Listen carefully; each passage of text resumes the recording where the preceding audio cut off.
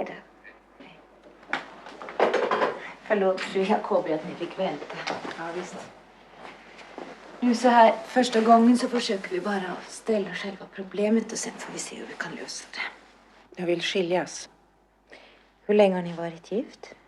I över 20 år. Har fru Jacobi arbetat utanför hemmet? Nej, jag har varit hemmafru som det heter. Varför vill fru Jacobi skiljas?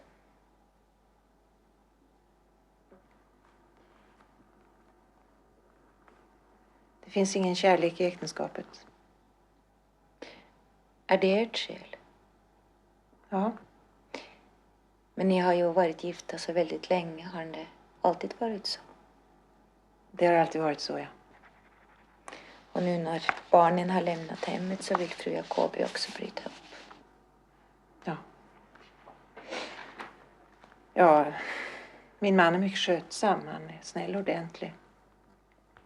Jag har inga anmärkningar på honom. Han har varit en utmärkt pappa. Vi har aldrig grälat. Vi har en bra våning. Och ett trevligt gammalt sommarhus som vi har ärvt efter min mans mor. Vi är båda intresserade av musik. Vi är med i en kammarmusikförening. Vi utövar musik alltså.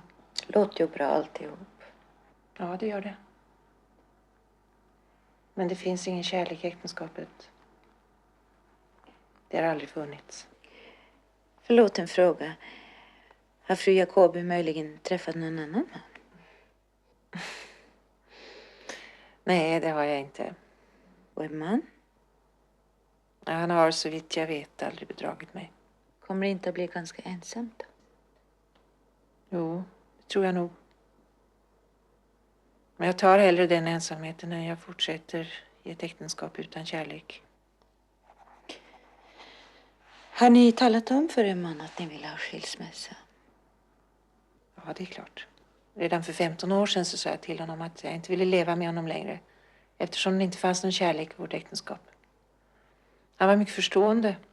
Han bara bad att jag skulle vänta med skilsmässan tills barnen har blivit vuxna. De är vuxna nu alla 3 och har flyttat hemifrån. Så nu kan jag alltså ta ut min skilsmässa. Och vad säger han då? Han har frågat mig 100 gånger vad det är för fel på vårt äktenskap eftersom jag vill skiljas. Och jag har talat om för honom att det är omöjligt att leva i ett förhållande utan kärlek. Då frågar han mig var i denna kärlek skulle bestå. Och jag har svarat honom 100 gånger att det vet jag ju inte. Eftersom det är omöjligt att beskriva någonting som inte finns. Hur har fru Jacobis förhållande till barnen gestaltat sig? Jag menar känslomässigt. Jag har aldrig älskat mina barn.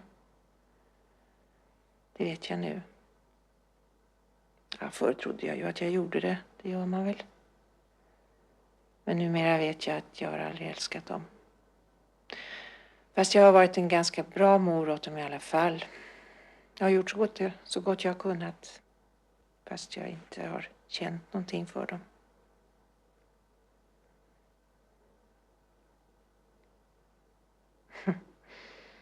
Jag tror jag vet vad advokaten tänker just nu. Yes. Jag tror att ni tänker att den där fru Jacobi, hon är alltid en humorfri och bortskämd kvinna. Hon har allt vad man kan önska sig i världen. Men hon upphör inte att bråka om något diffust och fjärran som hon kallar för kärlek. Det finns ju annat. Vänskap, kamratskap, trivsel, trygghet. Ja, jag tänkte kanske något i den vägen. Jag ska tala om en sak för advokaten. Jag går omkring med en föreställning om mig själv.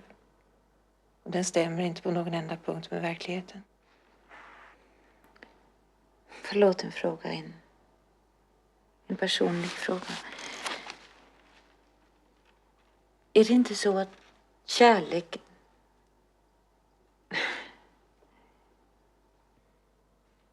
Vad hade advokaten tänkt fråga? Jag vet inte.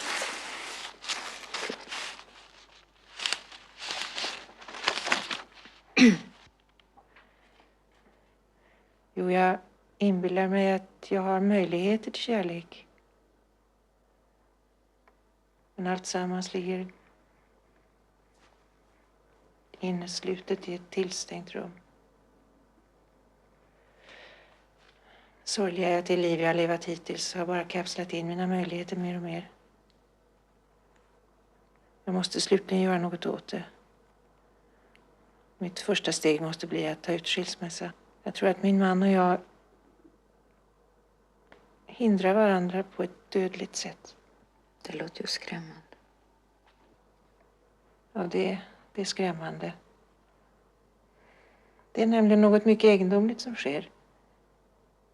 Mina sinnen, jag menar syn och hörsel, känsel, börjar svika mig. Jag kan till exempel säga att det här bordet är ett bord, jag kan se det, jag kan ta på det. Men min upplevelse är torr, smal. Förstår advokaten vad jag menar? Jag tror jag förstår det. Det är likadant med allting annat också. Musik, dofter, människors ansikten, röster. Allting blir fattigare, gråare, utan värdighet.